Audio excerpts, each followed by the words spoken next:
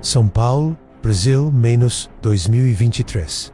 A sprawling metropolis home to millions of vibrant lives. Among them was Camila, a bright and ambitious university student. Her days were a familiar rhythm of lectures, library sessions, and evenings spent with friends. Her future seemingly as clear and promising as the city skyline. But in the spring of that year, an unseen darkness began to creep into the corners of her world.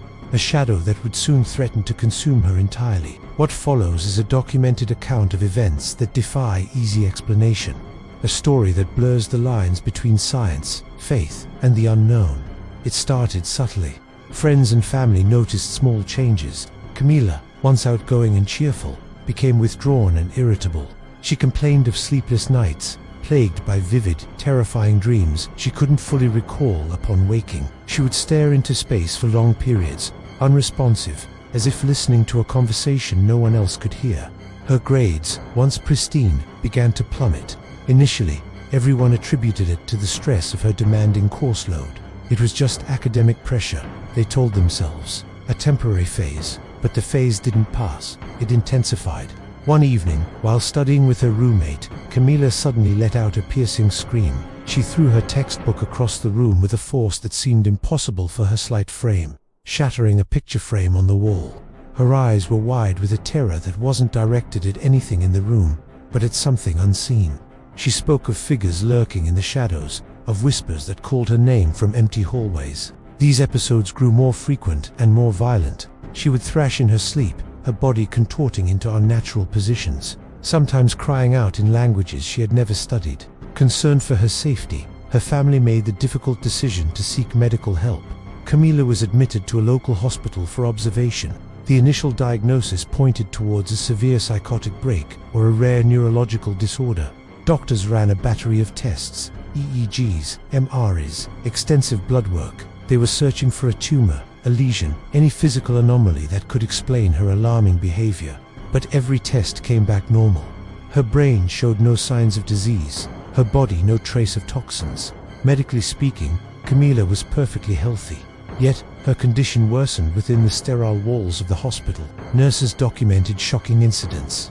On several occasions, Camila displayed extraordinary strength, once requiring 4 orderlies to restrain her during a particularly violent outburst. They reported her speaking in a guttural masculine voice, discussing historical events and personal details about the hospital staff that she had no possible way of knowing.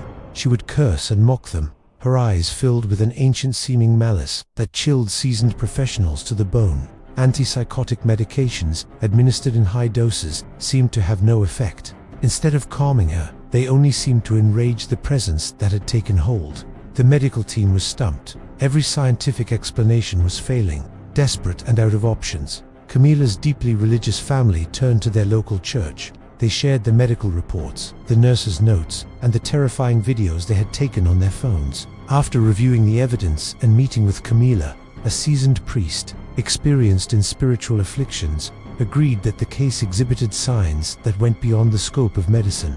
He concluded that an exorcism was necessary. The hospital, in an unusual and controversial move, consented to allow the rite to be performed on their premises, provided that medical staff could be present to monitor Camila's vital signs throughout the process. The first session began in a sterilized, private room. Medical equipment beeped softly in the background, tracking her heart rate and blood pressure. The priest, accompanied by 2 assistants, began the solemn rite of exorcism. As he recited the ancient prayers in Latin, the atmosphere in the room grew heavy and cold. Camila, who had been catatonic just moments before, began to tremble. Her head snapped up, and she fixed the priest with a hateful glare. A voice, deep and resonant, echoed from her throat, mocking the prayers and blaspheming. "You have no power here, old man," it snarled. The medical monitors went haywire. Her heart rate spiked to dangerous levels, then plummeted just as quickly. Over the next several weeks, a grueling battle of wills unfolded. The priests conducted multiple sessions, each more draining than the last. The entity within Camila fought back with terrifying ferocity. It hurled objects across the room without anyone touching them. It revealed secrets about the assistants that drove them from the room in tears. It caused the lights to flicker and temperatures to drop suddenly.